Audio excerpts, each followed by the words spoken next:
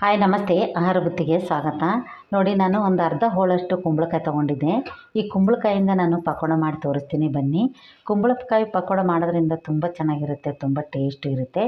ಇವಾಗ ಕುಂಬಳಕಾಯಿ ಪಕೋಡ ಹೇಗೆ ಮಾಡೋದಂದ್ರೆ, ಫುಲ್ ಸಿಪ್ಪೆ ಎಲ್ಲ ತೆಗೆದುಬಿಟ್ಟು ನೀಟಾಗಿ ಇದನ್ನು ನಾನು ತುರ್ಕೊಂಬರ್ತೀನಿ, ಬನ್ನಿ. ನೋಡಿ, ಈ ಥರ ಕುಂಬಳಕಾಯಿ ನಾವು ತುರ್ಕೋಬೇಕು.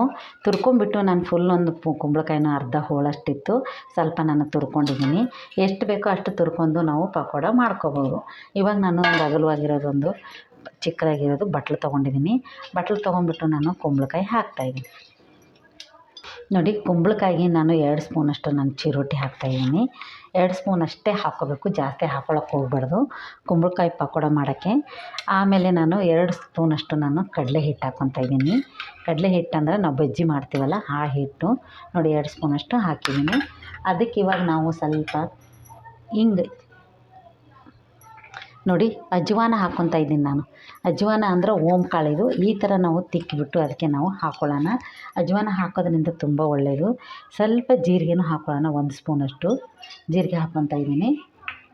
ಇವಾಗ ಒಂದೆರಡು ನಾನು ಹಸಿಮೆಣ್ಸಿಕಾಯಿ, ಒಂದೇ ಒಂದು ಹಸಿಮೆಣ್ಸಿಕಾಯಿ ಕಟ್ ಮಾಡ್ಕೊಂಡಿದ್ದೆ, ಹಸಿಮೆಣ್ಸಿಕಾಯಿ ಹಾಕ್ತಾಯಿದ್ದೀನಿ.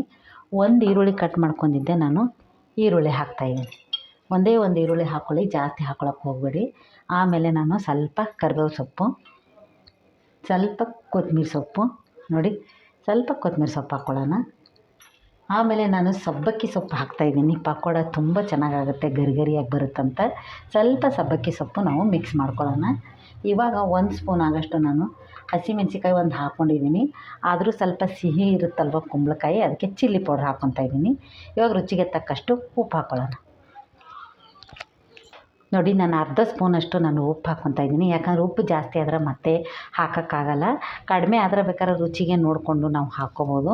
ಇವಾಗ ಚೆನ್ನಾಗಿ ನಾನು ಎಲ್ಲ ಮಿಕ್ಸ್ ಮಾಡ್ತಾಯಿದ್ದೀನಿ. ಫಸ್ಟು ನೀರು ಹಾಕಿ ಕಲಸೋ ಬದಲು ನಾವು ಸ್ವಲ್ಪ ಎಣ್ಣೆ ಕಾಯ್ಸೋಕೆ ಇಟ್ಟಿರ್ತೀವಲ್ಲ, ಇದು ಪಕೋಡ ಮಾಡೋಕ್ಕೆ, ಆ ಎಣ್ಣೆ ಸ್ವಲ್ಪ ಇದಕ್ಕೆ ನಾವು ಹಾಕ್ಕೊಳ್ಳೋಣ.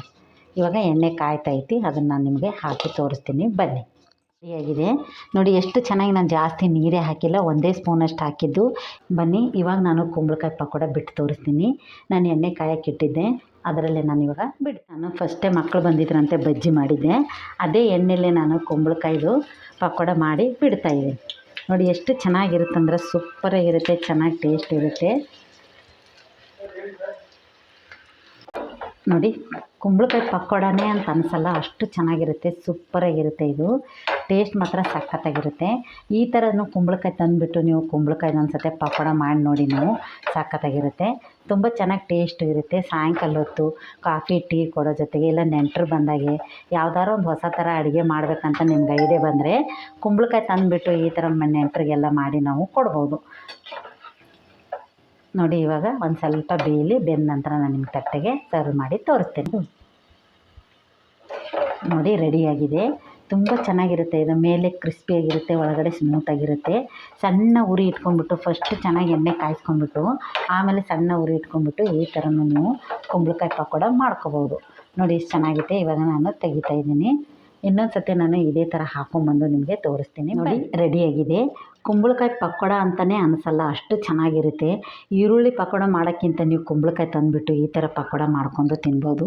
ಎಷ್ಟು ಚೆನ್ನಾಗಿರುತ್ತೆ ಅಂದರೆ ಕ್ರಿಸ್ಪಿಯಾಗಿ, ನೋಡಿ ಸೂಪರಾಗಿರುತ್ತೆ. ಮೇಲೆ ಗರಿಗರಿ, ಒಳಗಡೆ ಸ್ಮೂತಾಗಿ, ಟೇಸ್ಟ್ ಮಾತ್ರ ಸಖತ್ತಾಗಿರುತ್ತೆ. ಒಂದು ಸತಿ ನೀವು ಕುಂಬಳಕಾಯಿ ತಂದುಬಿಟ್ಟು ಟ್ರೈ ಮಾಡಿ ನೋಡ್ತೀರಿ ಅಂದ್ಕೊಂಡಿದ್ದೀನಿ. ಈ ಕುಂಬಳಕಾಯಿ ಪಕೋಡ ಮಾಡಿರೋದು ನಿಮ್ಗೆ ಇಷ್ಟ ಆದಲ್ಲಿ ಲೈಕ್ ಮಾಡಿ, ಶೇರ್ ಮಾಡಿ, ಸಬ್ಸ್ಕ್ರೈಬ್ ಮಾಡಿ. ನಮಸ್ತೆ.